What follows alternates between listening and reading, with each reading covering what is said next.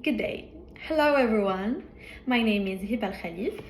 I'm a PhD researcher in the multidisciplinary laboratory in sciences and the information, communication and education technology LabSTIS at Faculty of Sciences BMSIC University Hassan II of Casablanca, Morocco. I'm also an emergency and intensive care unit nurse and international clinical nursing student in Canada. We want today to represent our paper, which is related to implementation of a serious game Help Me as a tool for the formative evaluation of learning the case of medical students.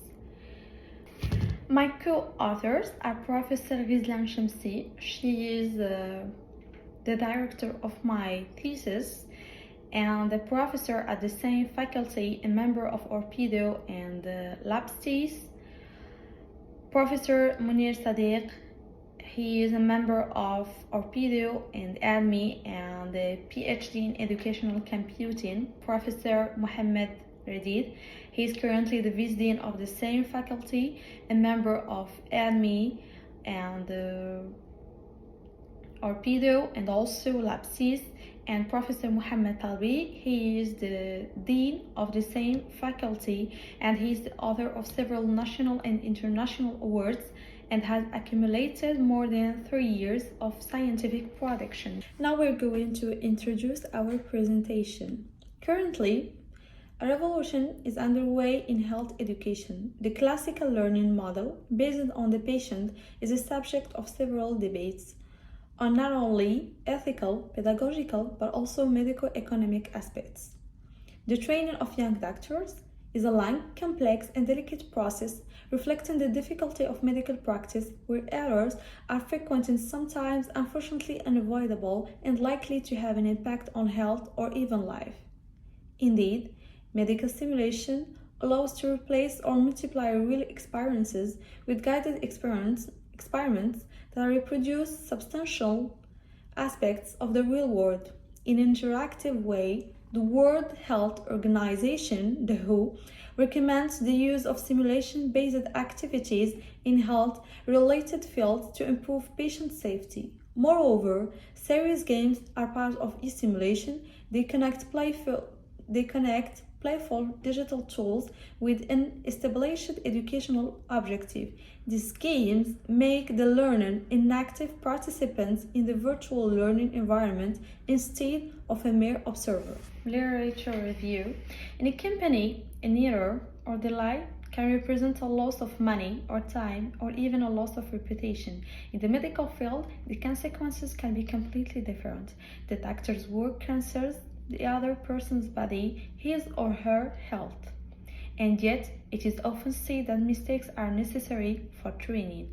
The advantage of using serious games as a practical activity in training doctors is that they bring them closer to real-life situations via a virtual world that ensures learning through entertainment to increase and perfect their knowledge and skills.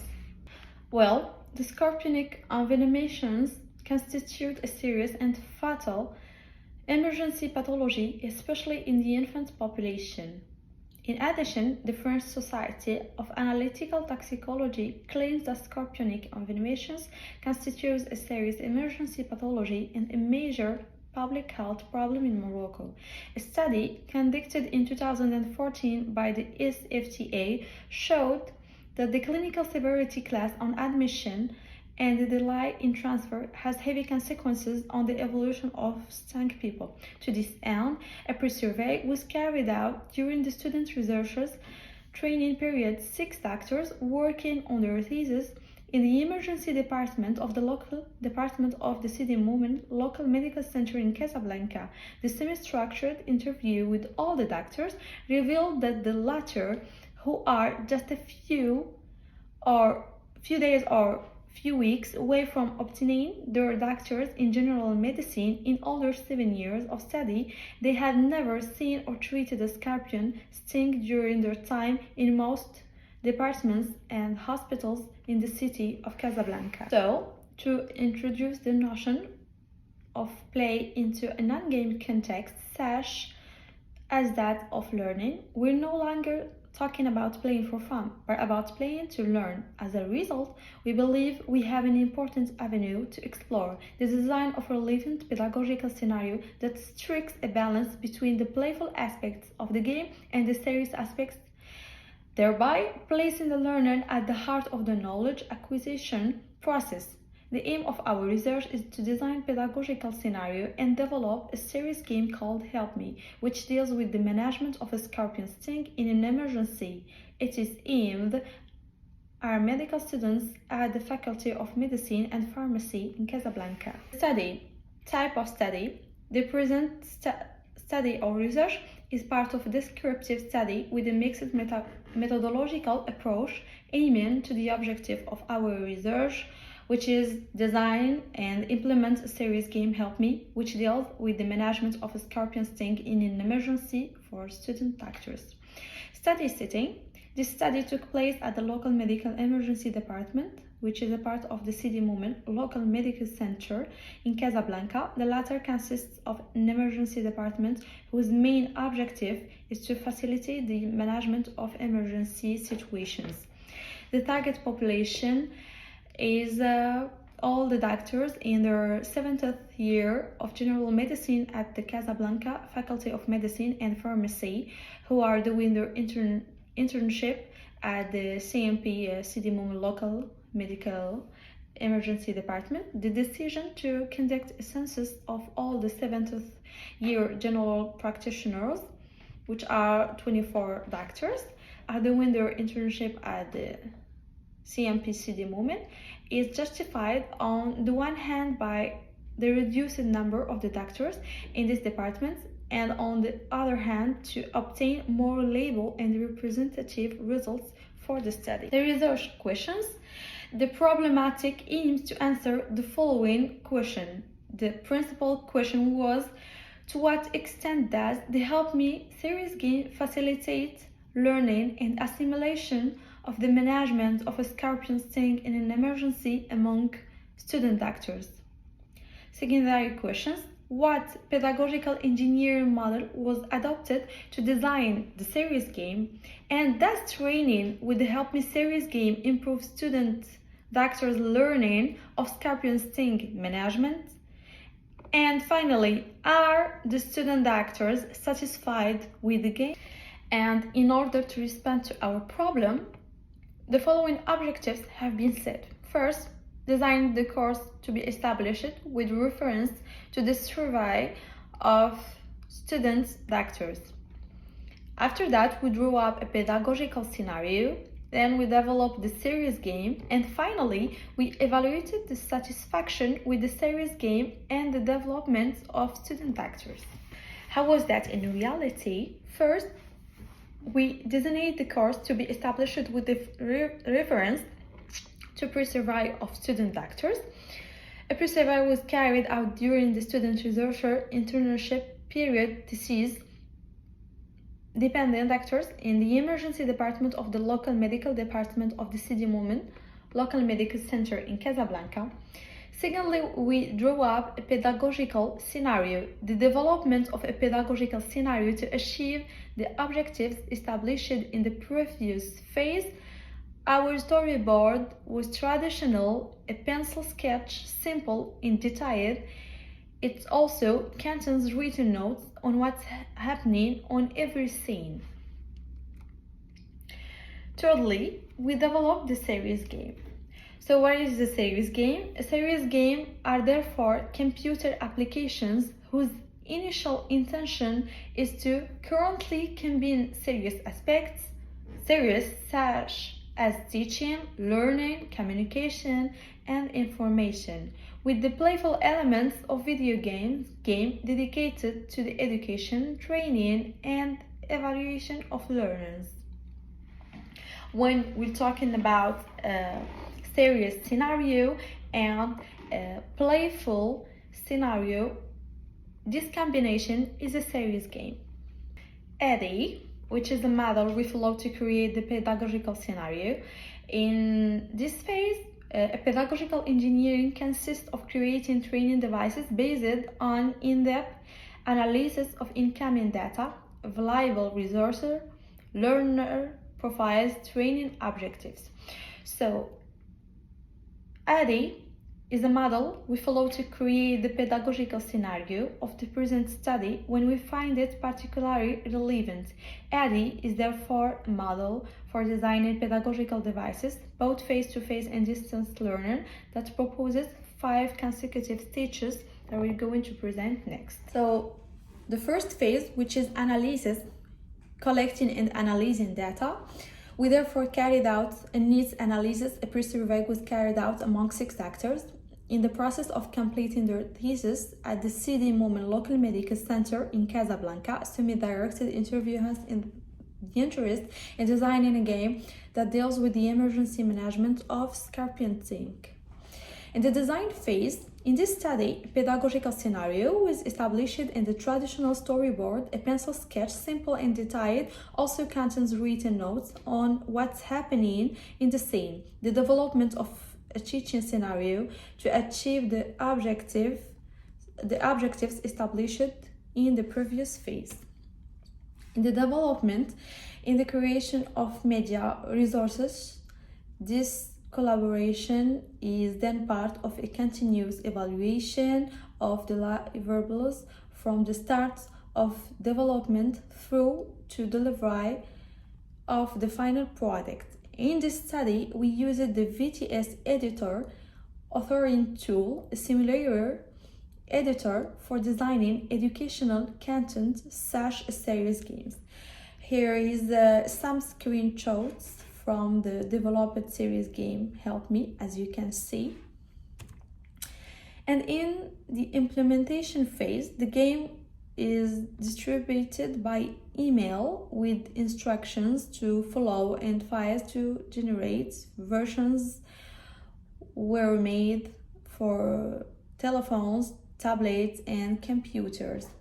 In the evaluation phase, normally the evaluation phase is used to collect information to ensure that the design process has gone, of the design process evaluative training, and of the conformity of the solution produced.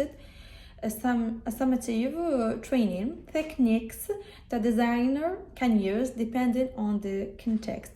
A questionnaire was used to assess the satisfaction of the student actors, and they answered the questionnaire between 25 May in 2022 and the 10th from June in 2022 after testing the designed series game. So as the third step was to evaluate satisfactions with the series game and the development of student actors, a questionnaire was used here, and intended for the population was tested by a student actor to measure the degree of comprehension of the questions and the ease of interpretation of the instrument. This approach enabled certain modifications to be made to the final version of the questionnaire.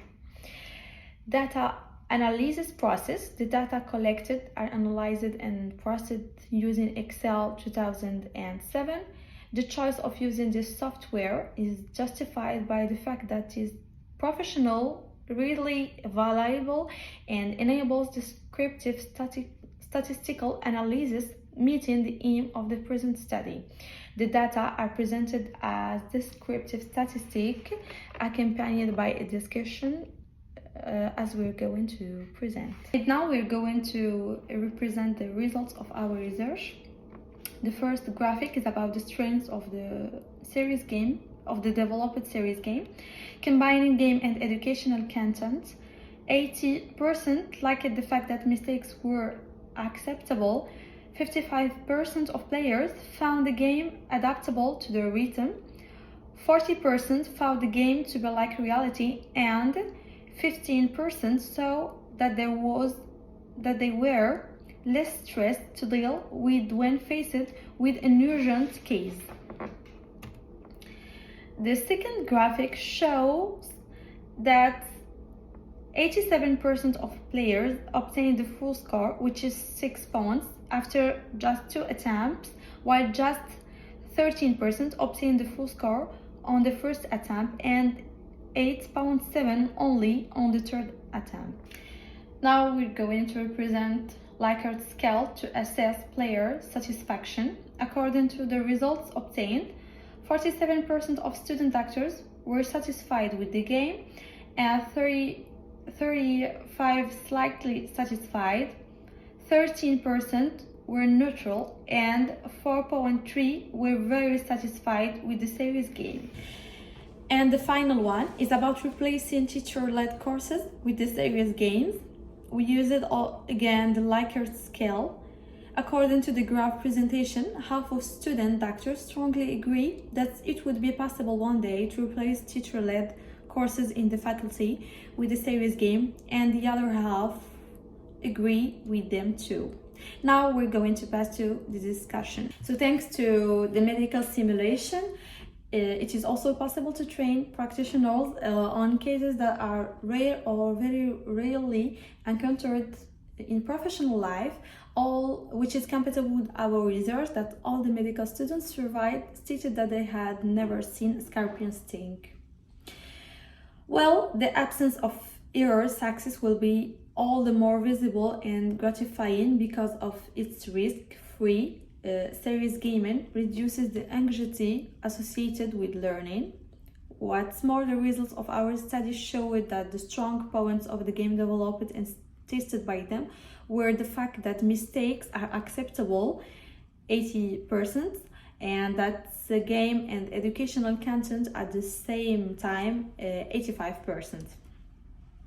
Well, the series game allows players to progress at their own rhythm. They can practice again and again until they have mastered the notion being studied. They're not forced to move at the same rhythm as others, and it is another aspect of the adaptive nature of the series game. It is the variety of possible paths. Not everyone learns in the same way. The optimal learning mode varies. The series game proposes objectives divided into sub-objectives which the player can reach via different paths, which is compatible with our studies that the results emanating from the research showed that no one found the takeover difficult, and that 78.3% of players were able to achieve a max score by the second attempt,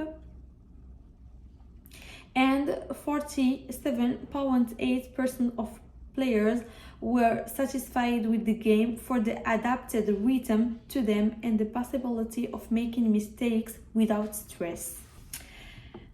And Ghizlane believes that a serious game that loses sight of its educational purpose is no longer a serious game at all. Without going that far, there are many possible pitfalls in the design of such a project. In this study, Ghizlane and his team examined 25 serious games designed to improve performance in the medical world. None of these 25 projects met all the validation criteria.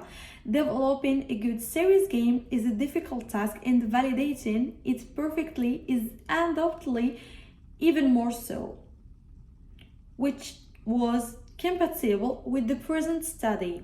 The study shows that 47.8% were satisfied with the game, and that after the game 100% of student doctors are able to manage scorpion sting in real life. In conclusion, 50% of student doctors believe that one day it will be possible to replace the teacher-led course in the faculty with a series game. In this sense, Prinsky argues that students of the digital generation are able to process large quantities of information rapidly, even at a young age. Actually, they are less frustrated when they encounter a new situation, and they prefer to accomplish different tasks simultaneously, using a variety of paths to reach the same goal rather than follow the linear steps.